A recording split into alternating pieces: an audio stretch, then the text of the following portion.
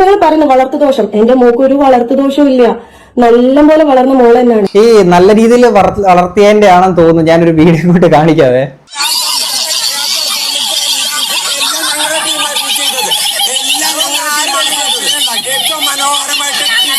എന്റെ ഉമ്മ ഇതൊക്കെയെന്ന് വെച്ച് കഴിഞ്ഞാൽ ആൾക്കാർക്ക് ഭയങ്കര ഇറിറ്റേറ്റിംഗ് ആണ്. കഴിഞ്ഞ ദിവസമാണെങ്കിൽ ഇതുപോലെ ബിഗ് ബോസ് ഇങ്ങനെ വെച്ചോണ്ടിരുന്നപ്പോ ഇതൊക്കെ ഇതിലെ പല ഭാഗങ്ങളും കണ്ടിട്ട് വീട്ടുകാർ തന്നെ ചോദിക്കേണ്ടത് ഇതെന്ന് തോന്നുന്നത് LKG പിള്ളേർ, ഇത് ബിഗ് ബോസ് ആണോ LKG സ്കൂളാണോ എന്ന്. ആ തെണ്ടി ചെറുക്ക എന്ത് തെമ്മാടിത്തനം കാണിച്ചാലും അതൊക്കെ കുട്ടിക്കളിയാണെന്ന് വ്യാഖ്യാനിച്ചോളും.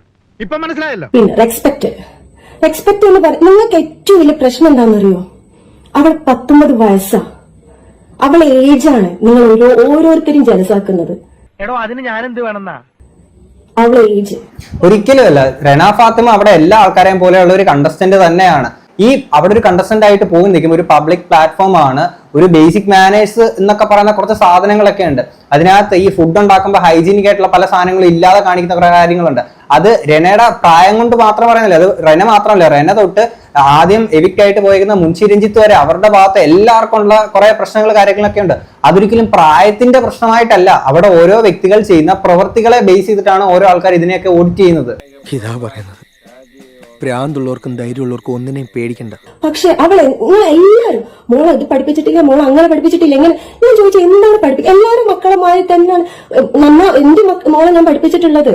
ഉമ്മ പറയുന്നുണ്ടോ തോന്നരുത്. ഉമ്മ പഠിപ്പിച്ചതിന്റെ ആണോ എന്താണെന്ന് അറിയത്തില്ല. റെന അവിടെ കാണിക്കുന്ന ഒരു വീഡിയോ ക്ലിപ്പ് ഞാൻ ഇങ്ങോട്ടൊന്ന് പ്ലേ ചെയ്യാം.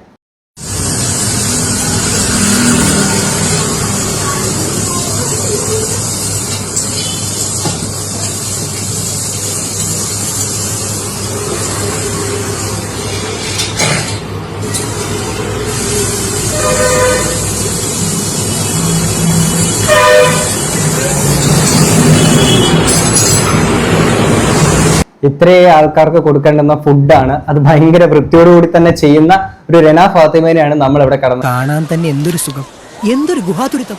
ഇങ്ങനെ ഒരുത്തനെ നമ്മുടെ കുടുംബങ്ങളിൽ മഷിയിട്ട് നോക്കിയാൽ കാണും. വരട്ടെ അളിയ.